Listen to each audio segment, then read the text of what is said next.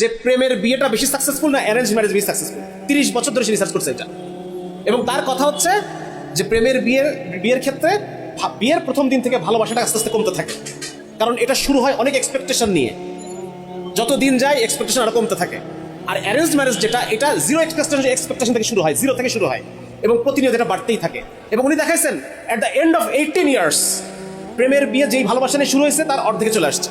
আসলে এই ঢাকা ইউনিভার্সিটির মধ্যে টিএসসির মতো জায়গায় এরকম একটা আয়োজন হবে আমরা মানে জন্মের পর থেকে কখনো কল্পনা করি নাই। নাকি করছি কল্পনা করি, কখনো দেখিও নাই, কল্পনাও করি নাই।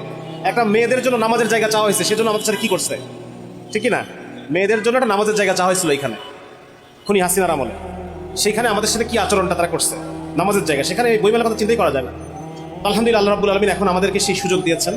হ্যাঁ, এই জন্য যারা ঢাকা ইউনিভার্সিটি কর্তৃপক্ষ যারা আছে, এছাড়াও বিভিন্ন ছাত্র সংগঠনের যারা নেতৃবৃন্দ আছে তাদেরও চেষ্টা ছিল, সেই সাথে যারা আমাদের প্রকাশকরা তাদেরও অক্লান্ত পরিশ্রম ছিল, ঢাকা ইউনিভার্সিটির ভিসি স্যার তার এটা অনুমোদন ছিল। তো সবাইকে আমি জাযাকাল্লাহু খাইরান, আল্লাহ তাদেরকে উত্তম জাযা দান করুক। আর এরকম প্রোগ্রাম আরও হোক, নাকি আমরা চাই তো? হ্যাঁ, আমরা চাই এরকম আরও হোক, ইসলামী প্রোগ্রাম আরও হোক, কারণ এই ভূখণ্ড এটা মুসলিম বঙ্গ, এইটা আমরা ইসলাম যদি না থাকতো আমাদের কাছে আমরা এই ভূখণ্ড পাই না। যাকে আলোচনা করে গেছে 47 সাল না হলে আমরা এই ভূখণ্ডটা পাই না।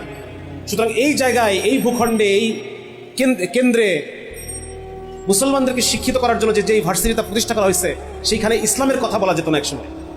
সেখানে মুসলমান পরিচয় ধারণ করে চলার কারণে আমাদের এই ক্যাম্পাসের আশপাশে আমাদের ভাইদেরকে প্রাণ দিতে হয়েছে একসময়।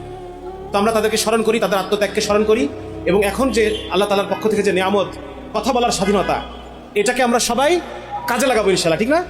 এখন যেভাবে আমরা ইসলামের কথা বলতে পারি, এই কথাটা আমরা বেশি বেশি বলবো, ইসলামের কথা বেশি বলবো, বেশি বেশি বলে আমরা চতুর্দিকে যেন আমরা ইসলামের দাওয়াটা ছড়া দিতে পারি, আমাদের প্রত্যেকের চেষ্টা করতে হবে। যদি আমরা চেষ্টা না করি, আমাদের কাছ থেকে এই নিয়ামত আল্লাহ তাআলা আবার ছিনিয়ে নেবেন। ঠিক আছে, করবো তো ইনশাল্লাহ। প্রত্যেকে আমরা আমার ফ্যাকাল্টিতে, আমার ডিপার্টমেন্টে, আমার রুমমেটকে আমরা ইসলামের দিকে দাওয়াত দিব। ইসলাম যে একটা অবিকল্প জীবন ব্যবস্থা, ইসলামের কোনো বিকল্প নাই। এমনকি কোনো বান্দা যদি সে এই কথা মনে করে যে আমার আখিরাত দরকার নাই, জান্নাত দরকার নাই, আমি এই দুনিয়াতেই একটা সুন্দর জীবন কাটাতে চাই। অনেকে আছে না আল্লাহকে বিশ্বাস করে না, অনেকে আছে আল্লাহকে বিশ্বাস করে ফোর্থ সাবজেক্ট মনে করে। হ্যাঁ, অনেকে আছে আল্লাহ এবং তার রাসূলকে তাদের রাষ্ট্র থেকে বের করে দেয়, আল্লাহ এবং তার রাসূলকে শিক্ষা ব্যবস্থা থেকে বের করে দেয়, আল্লাহ এবং তার রাসূলকে বিচার ব্যবস্থা থেকে বের করে দিতে চায়, ধর্মনিরপেক্ষ ব্যবস্থা কায়েম করতে চায়, এটার পক্ষে তারা কথা বলে। তারা দুনিয়াতে সুখ চায়, কিন্তু দুনিয়াতে সুখটাও সে পাবে না যদি সে ইসলাম নিজের জীবনের মধ্যে না নিয়ে আসে। ঠিক আছে না?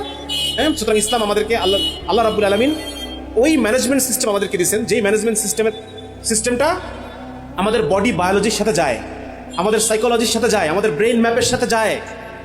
আল্লাহ রাব্বুল আলামিন জানেন 100 লোককে ফাংশন করাইতে হলে এদেরকে কিভাবে মোটিভেট করতে হবে, আল্লাহ তাআলা সেটা জানেন। আল্লাহ ওইটা ইসলামের মধ্যে দিয়ে দিয়েছেন। আল্লাহ রাব্বুল আলামিন জানেন যে আমি একজন হত্যাকারীকে আমি মৃত্যুদণ্ড দিব, আর 1 লক্ষ লোক এটা থেকে সে শিক্ষা গ্রহণ করবে। 1 লক্ষ পটেনশিয়াল খুনি নিজেকে বিরত করে ফেলবে। কিভাবে করলে এটা সম্ভব? আল্লাহ তাআলা ওই বিচার ব্যবস্থা ইসলামের মধ্যে দিয়ে আমাদেরকে দান করছেন। আল্লাহ রাব্বুল আলামিন জানেন যে একটা নারী এবং একটা পুরুষ, তাদের চিন্তা চেতনা ভিন্ন, তাদের বডির মেকানিজম ভিন্ন, ফিজিওলজি ভিন্ন। এদেরকে লং টার্মে সংসার করাইতে হলে, একসাথে রাখতে হলে কিভাবে পরিবার ব্যবস্থাপনা দিতে হবে, আল্লাহ তাআলা ওইটা দিয়ে দিয়েছেন আমাদের। সুতরাং ইসলাম হচ্ছে ফিতরাতি জীবন ব্যবস্থা। কি এটা ভাই? রাসূলুল্লাহ সাল্লাল্লাহু আলাইহি ওয়াসাল্লাম বলেন এই দিন হচ্ছে ফিতরাতের দিন। ইসলাম হচ্ছে ওই ফিতরাত, মানে হচ্ছে ফিতরাত শব্দটার অর্থ হলো ফাতরা, সৃষ্টি করা। আল্লাহ তাআলা যেভাবে যেটা সৃষ্টি করেছেন, যেভাবে পুরুষকে সৃষ্টি করেছেন, যেভাবে নারীকে সৃষ্টি করেছেন, যেভাবে মানুষের কালেকটিভ সাইকোলজি কাজ করে, আল্লাহ তাআলা যেভাবে সৃষ্টি করেছেন, ওই জিনিসটাই আল্লাহ তাআলা তার রাসূলের মাধ্যমে আমাদের কাছে ইসলাম হিসেবে পৌঁছায় দিয়েছেন। এখন আমি ইসলাম ছাড়া অন্য কোনো জিনিস যদি আমি আমার জীবনে আনতে চাই, তাহলে আমার বডি কাজ করবে না, আমার ব্রেন ওটাকে সায় দিবে না। হ্যাঁ, আমি এটা লং টার্ম এটাকে মেনে নিতে পারবো না। মানুষ মনে করবে আমার এখানে সুখ, কিন্তু সে সুখ পাবে না, শান্তি পাবে না, কারণ এটা ফিতরাতের বিরোধী, এটা ফিতরাতের বিরোধী। এই জন্য কে বললাম, কেউ যদি দুনিয়ার জীবনে সুখ চায়, তাকে ইসলাম অনুসরণ করতে হবে। তুমি স্বীকার করো আর না করো, মুসলমান নিজেকে স্বীকার করো আর না করো, ইসলাম যদি অনুসরণ করে না চলো, তুমি যে জীবনটা পাবা এটা একটা জানোয়ারের জীবন হবে, এটা একটা চতুষ্পদ প্রাণীর জীবন হবে। তুমি এখানে শান্তি পাবা না। তুমি মনে করবা যে 1 পেগ মদ খাইলে পরে আমার মনে হয় অনেক শান্তি হবে। না, শান্তি হবে না।